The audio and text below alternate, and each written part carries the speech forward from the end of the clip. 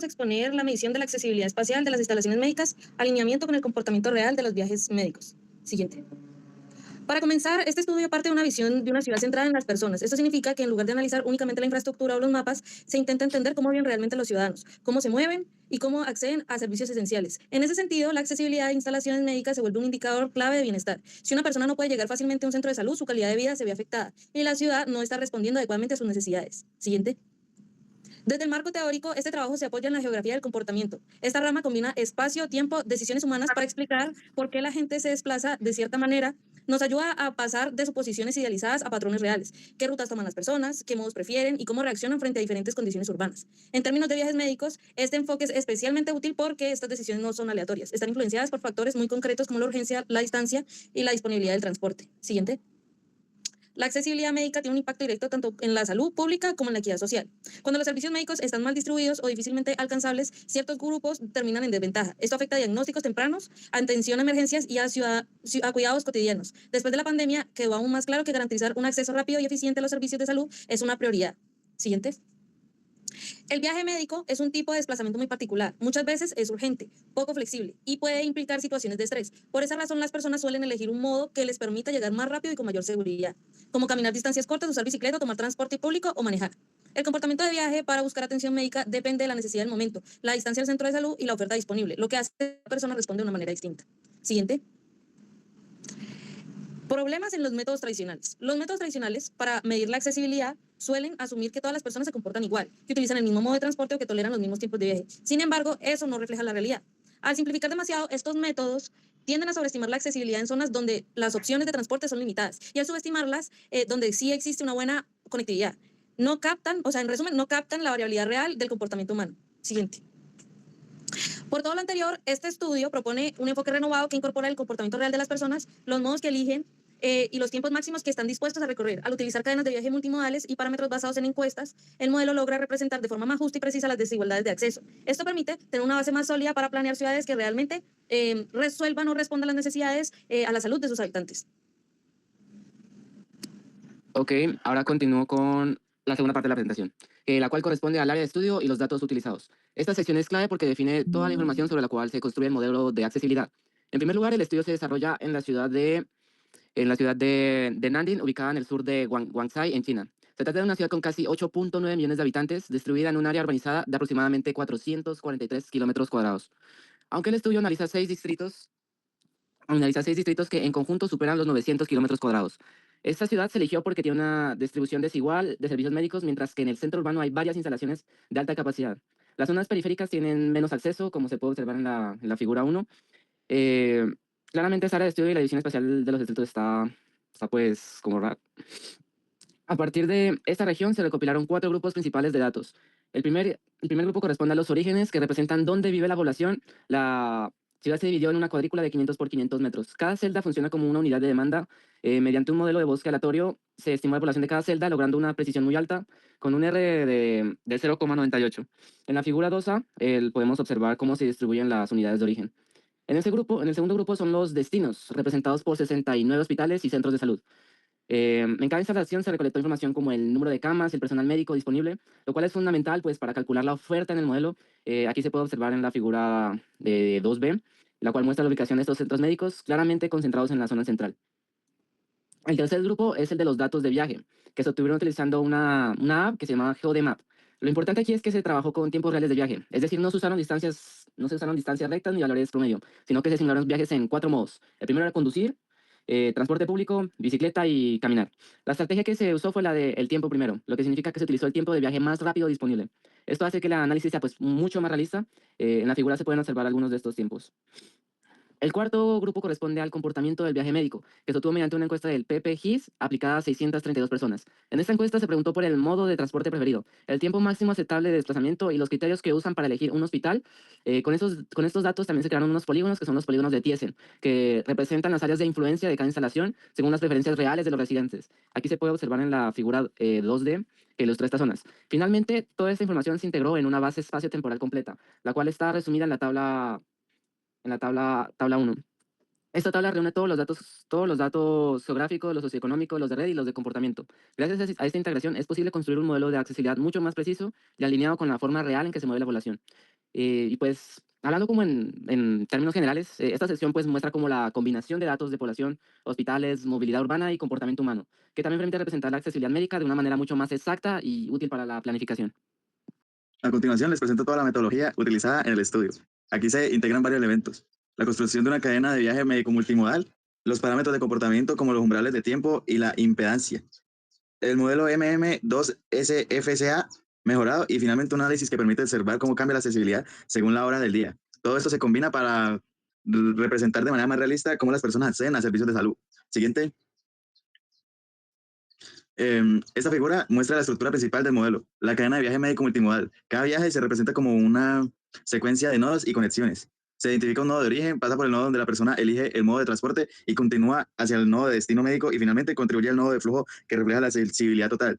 Las aristas entre los nodos representan tiempos de viaje y la impedancia del recorrido y la conexión entre puntos. Esta estructura permite capturar el proceso real que sigue una persona desde que sale de su casa hasta que llega al hospital. Siguiente. El nodo cero representa los puntos de origen.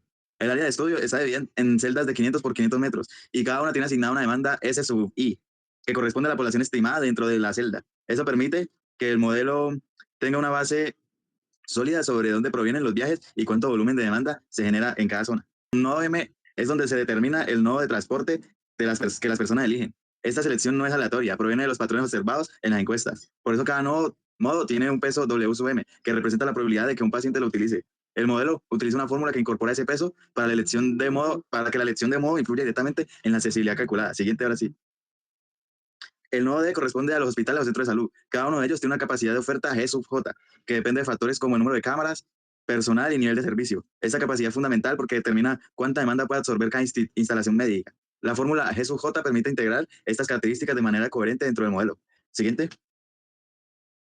Las conexiones entre los nodos se representan mediante dos componentes principales: el tiempo de viaje, T sub I J sub M, y la impedancia, C sub I J sub M.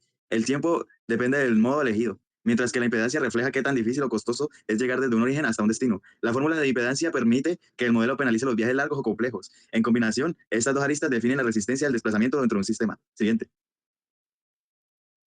Cada modo de transporte tiene un tiempo máximo aceptable de viaje, llamado T sub cero. Por ejemplo, una persona que camina no puede recorrer 30 minutos para una urgencia, mientras que que en transporte público tal vez sí. Además, el coeficiente beta indica qué tan rápido cae la accesibilidad cuando aumenta el tiempo de viaje. Los valores altos de beta significan que la accesibilidad disminuye bruscamente con pequeños incrementos de tiempo.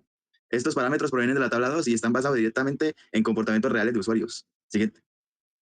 El modelo MM2SFCA realiza dos pasos. Primero, se calcula la razón oferta-demanda, o sea, R sub JM, para cada instalación médica, incorporando la función de decaimiento que depende del tiempo. Esto permite estimar cuánta capacidad disponible tiene realmente cada hospital en relación con su entorno. En el segundo paso, se integran esos valores para obtener la accesibilidad total A sub I, en cada celda de origen. Este enfoque multimodal y basado en comportamiento hace que los resultados sean mucho más representativos de la situación real. Siguiente. Y ya para terminar, el estudio analiza cómo varía la accesibilidad según la hora del día utilizado en el índice TACC. Este índice permite capturar fenómenos como picos de tráfico, horas valle o variaciones en el funcionamiento del transporte público. Gracias a esa fase temporal, se puede entender que no solo si una zona es accesible o no, sino también en qué momento del día esa accesibilidad mejora o empeora significativamente. En la primera diapositiva podemos analizar los coeficientes de impedancia. ¿Qué significa? Pues significan, digamos, la dificultad pues, a la hora de poder transportarse, ¿no? Entonces, pues, como podemos ver en esa tabla, pues bueno, la más alta la llevan las bicicletas y el caminar, mientras que en el transporte público y el conducir, pues digamos que es un poco más impedible pues, a la hora de transportarse. Siguiente. Ahora, con los umbrales del límite de viaje médico, aquí podemos ver que los umbrales máximos que los residentes están dispuestos a tolerar según el modo de transporte, que al final en qué se basaron en encuestas de preferencia, que por ejemplo el 90% de los encuestados no camina más de 30 minutos para llegar al servicio de salud. ¿Qué quiere decir eso? Entonces, el máximo de caminata o el distancia que están dispuestos a transportarse ya depende mucho de, digamos, de cómo es su medio de transporte. Los de a pie normalmente es de 30 kilómetros. El de la gente que va en bicicleta se demora 26 minutos. Los que van en transporte público se demoran 45 y los que van tienen coche propio pues se demoran 30. Siguiente, por favor. Ahora, pues, comparando el viaje médico multimodal versus el tradicional, pues bueno, podemos ver que el modelo tradicional, pues, como este modelo, sobreestima la accesibilidad afuera y subestima en el centro, mientras que en el multimodal ofrece una visión más realista y equitativa respecto a lo que realmente está pasando en el coso. Siguiente, por favor. Y aquí, pues, podemos ver una tabla en la cual relaciona, en parte, a través de encuestas, cómo es la accesibilidad a la hora de transportarse digamos, un punto hasta el hospital respecto al medio de transporte de la persona, donde vemos que, bueno, usar el transporte público o tener un vehículo propio, pues tiene más facilidades que las demás. Siguiente, por favor. Ahora, la contribución del modelo por modo de viaje. Bueno, la figura 5 nos muestra que cómo varía la preferencia modal según su distancia. Entonces, ¿qué significa eso? Que a una mayor distancia es más fácil transportarse, que predomina más que todo la caminata y la bicicleta a distancias más cortas, pero que a medida que, digamos, se aleja más, por ejemplo, a partir de los 3 kilómetros, el automóvil y el transporte público ya sí son mucho más elegidos, ya que, pues, digamos, es mucho más, son mejores para transportarse a las distancias mucho mayores. Siguiente, por favor. Bueno, ahora respecto a la accesibilidad temporal, pues respecto al tiempo. En esta tabla se pueden ver varios mapas en los cuales están a distintas horas del día, que son en la mañana, en la medianoche y en el mediodía. Entonces, pues bueno, cada mapa representa cómo es la hora pico de cada zona respecto a, pues sí, ese tiene esa época del día. Entonces, pues bueno, ahí podemos ver que en la mañana es cuando como más se llena, que pues es bueno, toda la gente que se está transportando para trabajar o para estudiar, cualquier cosa, pero es ahora más que todo es que comienza todo. Luego, a mediodía, que se puede ver ahí, no es como tan entrecurrido como las demás, porque pues, bueno, como que a mediodía no es como que pase tanta gente, mientras que en la noche cuando ya la gente está yendo para su casa o pues tiene que ir a hacer otra cosa, pues ahí sí se ve que está llena otra vez con toda la zona roja, que la zona roja representa la cantidad de hora pico de todas esas personas de ahí. Pero ¿qué se puede ver aquí? Se puede ver que entonces casi toda la parte del centro mantiene así, pues eso se puede ver a que al ser una zona bien transcurrida, pues bueno, normalmente entonces no se tiene tanta accesibilidad a la hora de transportarse ahí, mientras que en otras zonas, que son por los alrededores, pues no tienen tanta dificultad para la hora de transportarse, ya que pues no son zonas muy transcurridas. Siguiente. Comenzamos recordando nuestro objetivo principal, que es la medición de accesibilidad de un modelo centrado en la distancia a uno centrado en las personas y su comportamiento real.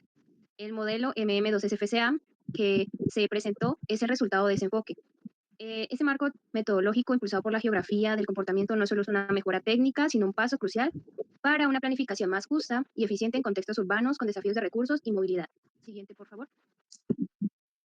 Los hallazgos se condensan en 3 conclusiones principales que ilustran las realidades del viaje médico. Primero, confirmamos que la impedancia del viaje afecta a la elección. Observamos que modos como la caminata y la bicicleta tienen un coeficiente beta más alto. Esto significa que el tiempo de viaje se convierte rápidamente en un disuasivo, en contraste de la conducción, y el transporte público tiene un beta bajo, permitiendo a los pacientes generar viajes más largos. La accesibilidad se percibe de forma muy diferente según el modo de transporte del paciente. Segundo, la accesibilidad no es estática. El estudio detectó un efecto marea claro, una baja drástica de la accesibilidad en horas pico. Un punto muy clave es en las zonas de transición, mostrando la mayor inestabilidad con un T sub ACC más alto. Esto prueba que las mediciones estáticas sobreestiman el acceso real cuando la urgencia es mayor. Y finalmente, el modelo M2SFCA resultó ser superior al incorporar esas variables de comportamiento.